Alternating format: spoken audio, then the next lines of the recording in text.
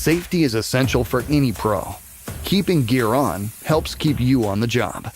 Help protect your health and your career by replacing your safety gear at the right time. Here are some tips on when to replace cartridges and filters on your reusable respirator.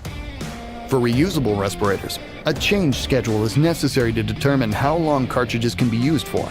If the cartridge has a pre-filter, be sure to replace the filter if it becomes dirty, damaged, or difficult to breathe through.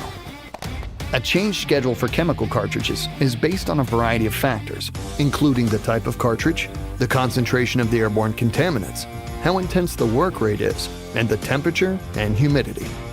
You can calculate the service life of your 3M cartridges based on these factors at 3m.com/servicelife. However, if at any time you detect a smell, taste, or irritation from the contaminants, leave the contaminated area immediately and replace the cartridges. Also, if the respirator becomes difficult to breathe through, damaged, or the filter is caked with debris, immediately go to a non-contaminated area and replace the cartridge or filters. 3M safety products, for when safety matters.